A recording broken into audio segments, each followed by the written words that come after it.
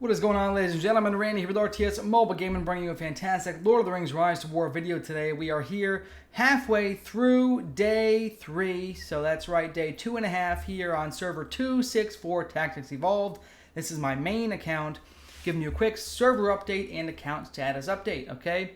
So, let's start with the server. Here we go, folks. Alright.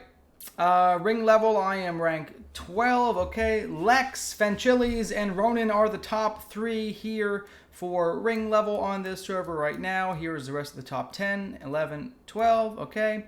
Personal production, folks, I am also ranked 12 on that, alright? And these are the productivities.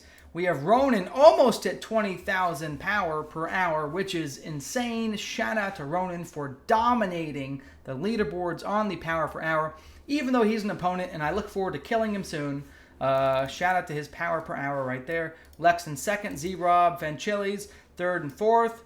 Funny story, Fanchiles is not using King Aragorn this season. He said that the tier 2 Aragorn is much better.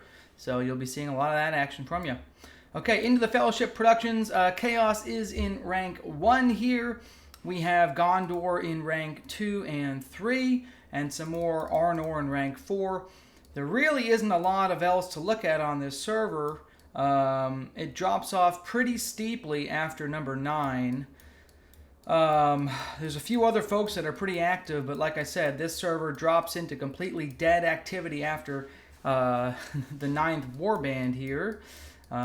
I did angrily message the game support team yesterday saying when we signed up for this server, every single faction was full, and now almost every faction is empty except for Arnor, Gondor, Rohan, and Variogs. Pretty much everything else is empty, or little to no activity, okay? So, upset about that, but that's okay. We should see an awesome season here with competition between Arnor, Gondor, and Rohan, and the Variogs, okay? So the top 8 groups here will be putting out a good fight. I'm really looking forward to the pew-pew, okay?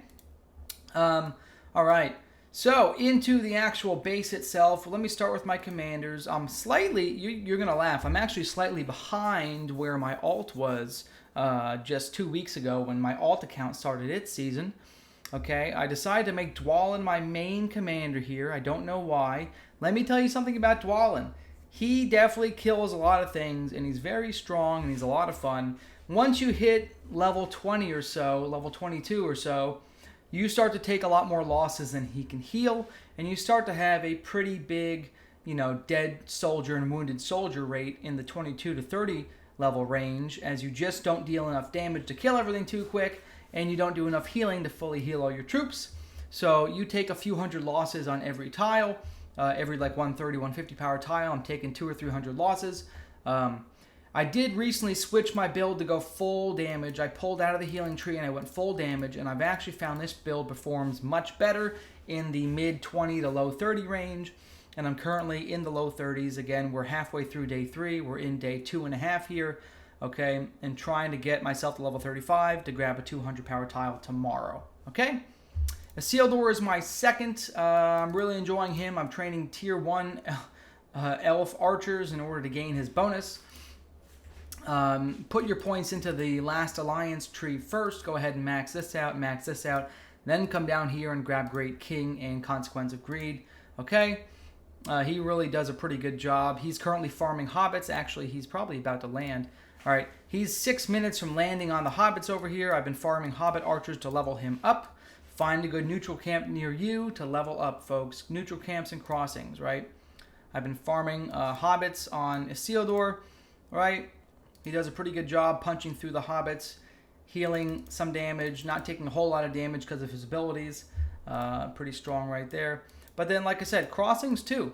Crossings are a big deal, so don't, neglect the crossings. Here's Dwalin taking a few hundred losses on the crossings. It wasn't his best move against Shadow. Shadow's a harder opponent if you don't kill him right away. But essentially, moving along, grinding, and moving, okay?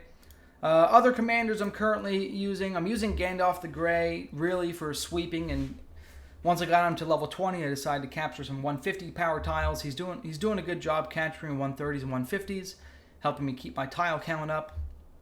And Gandalf the White has been... I did some early game leveling with him, but if you don't have his weapon, you're basically dealing 50% less damage with Gandalf the White without his unique. So if you don't use his unique, he's really not going to be that successful in the 150 to 200 tile range until he's a higher level. I don't want to take any more losses than I'm taking with Dwalin, so I'm using Gandalf the White just to sweep. Okay? And the next commander I'm currently leveling is Celeborn. And now that I have some Elven Archers to throw on, I'm starting to sweep with Celeborn. Once he's level 20, I'll start taking tiles and stuff. Okay? That's my commander progression. Into the base progression, folks. This is what you all like to see, I know. We are currently main hall 8, and like I said, we are almost exactly... We're about a half hour before being day 2.5 formally. We're still day 2 and 3/8. Soon will be day 2 and 4/8, or whatever that comes out to be. I'm a half hour before the middle part of day 3. Main hall level 8. Training camp level 6. Troops, I could probably build these, but I don't have a whole lot of troops coming out right now. I'm trying to really maintain my current army and not take a lot of losses. And I did splurge to train some tier 2 dwarves for Dwalin. So Dwalin's been using tier 2 dwarves. And of course, all of my other commanders are making use of the tier 2 spearmen, tier 3 guard of the tower, and then the elven archers who I have here. The tier 1 elven archers are just fine. I might upgrade to level 2 just because the damage is so much higher, but I am trying to save my resources like I said. Really trying to save my resource. I'll probably upgrade to level 2. Really trying to save my resources because I would like to hit main hall 10 on day 5.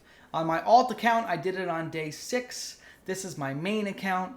I had a much worse start than my alt account because starting with Dwalin, like I said, I'm committed to it. I'm doing it anyways, but I'm taking a lot more losses than I was on my alt account with Gothmog and the Orc units. So now that I'm using Dwalin as my main, he's taken a few hundred losses per hit.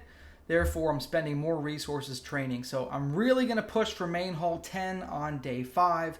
I might end up getting it in day 6. I really hope I don't push to day 7. But the goal I'm trying to hit is do it before day 6, before my alt account did it, so I'm not embarrassed, okay?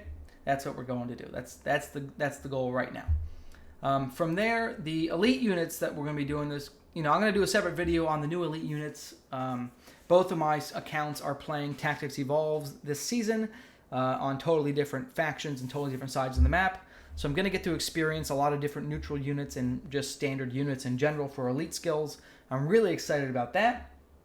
They have reworked almost all of the elite units in this game.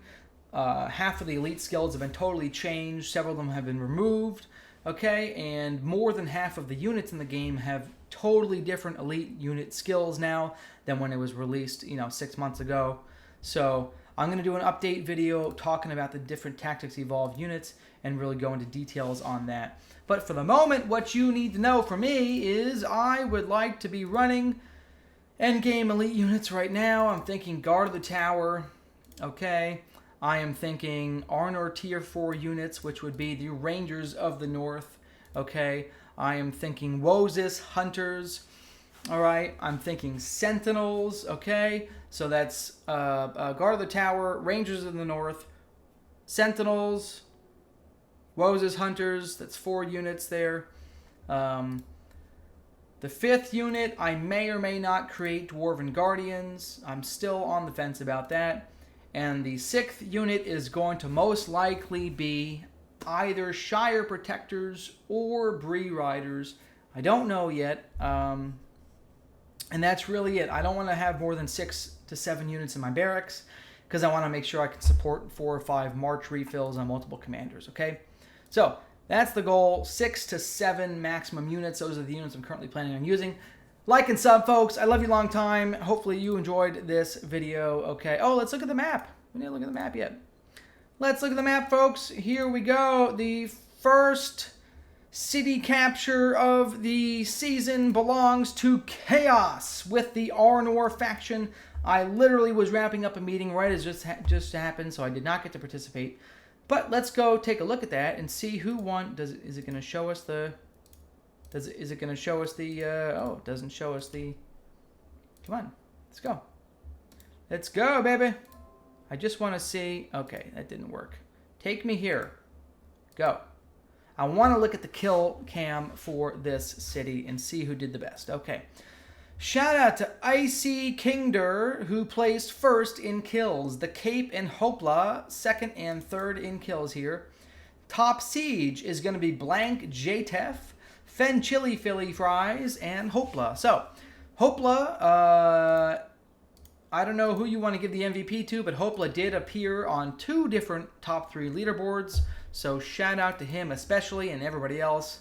It looks like Herd actually got the last kill. That must be one of these people with the last kill. I don't know who's actually in Herd. They have a few members here as well. So, Herd got the last kill, but you saw the leaderboards for the kill stats. Okay, so, like and sub, folks. I love you long time. Happy freaking Friday Eve. Randy out.